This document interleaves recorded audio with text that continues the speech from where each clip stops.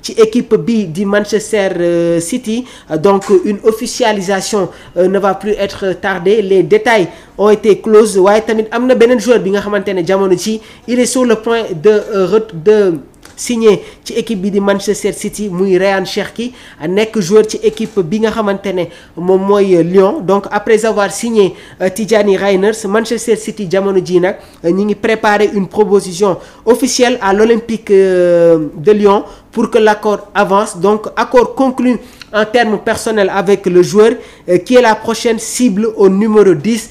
am na tamit beneen latéral bi nga xamante ne Manchester City ñi ngi en discussion muy Ryan Aït-Nouri nekk international algérien di football ci équipe bi di Wolverhampton donc comme arrière gauche dans le cadre des plans des transferts de Manchester City. Autre information, le Chelsea et AC Milan ne sont pas proches de l'évaluation pour Mike Maignan, une information qui a été donnée par Fabrizio Romano. Démb mu ngi ñuy yëgal ne am na ay discussions yu amoon entre la direction des Blues ak direction milanaise concernant la signature de Mike Maignan nekk international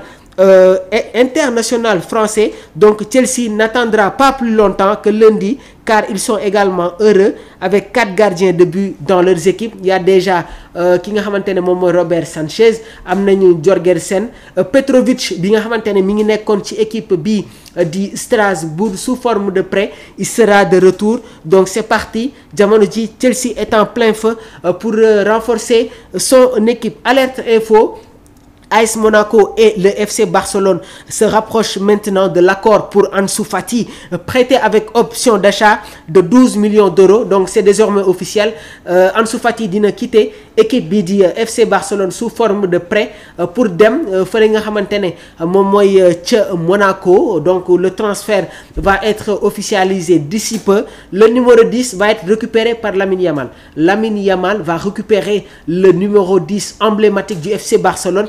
Gannaaw bi ko Lionel Messi bàyyiwee ñu bëri amoon nañu espoir ci Ansu Fati vraiment qui a été retardé par les blessures, mais sur la saison 2025-2026 le numéro 10 sera Lamine Yamal. Il va porter le numéro 10 de Lionel Messi. Autre information, la Pulga qui fait son retour dans l'équipe argentine. Lionel Messi qui fait partie des joueurs qui ont été retenus par Scaloni. Donc Angleterre jamono ji en plein sourire, en plein confiance après victoire bi nga xamante ne amoon nañ ko face à cette équipe brésilienne, une équipe argentine qui a explosé. waaye tamit le schéma tactique qui a été employé par Scaloni, c'est exceptionnel.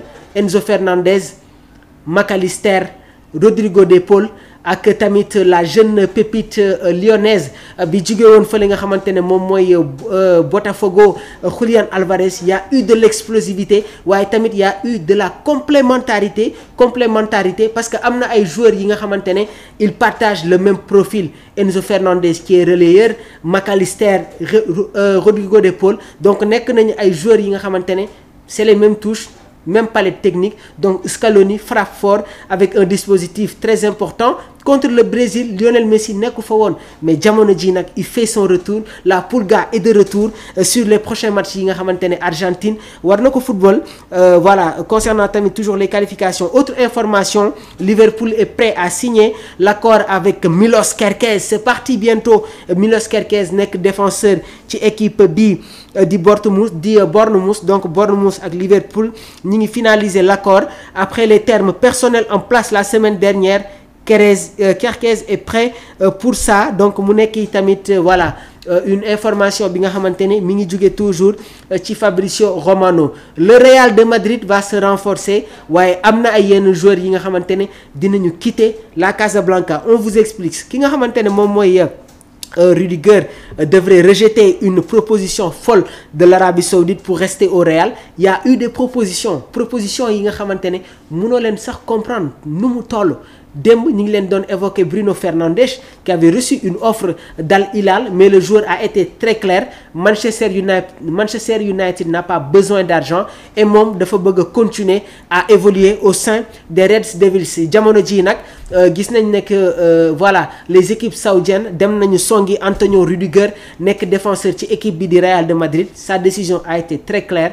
Le défenseur de la Mannschaft ne veut pas bouger, il veut rester toujours au niveau niveau du Real de Madrid. Autre information, qui est le meilleur numéro 10 de l'histoire du football? On attend vos réactions. Kan mooy le meilleur numéro 10 de l'histoire du football? Pelé, Diego Maradona, Zinedine Zidane, Lionel Messi. Donnez-nous vos réponses. Kan mooy le meilleur numéro 10 de l'histoire du football? waaye tamit mënuñu fàtte Ronaldinho passé par le Paris Saint-Germain, jóge fa dem FC Barcelone, jóge fa dem ci équipe bi nga xamante ne moom mooy Milan AC, delluwaat Brésil, un excellent joueur. Donc donnez-nous vos réactions sur les commentaires. C'est parti pour les quiz. Omar, fi nga ko téye woon noonu foofu baax na. J'ai joué avec Wesley Sneijder, Fabio Cannavaro, Luis Figo, Jérémy Ménez, Patrick Vieira, Paul Pogba, Robinho. Yéen ñi nga xamante ne yéen a ngi nekk ci live bi, donnez-moi joueur bi nga xamante ne moom moo football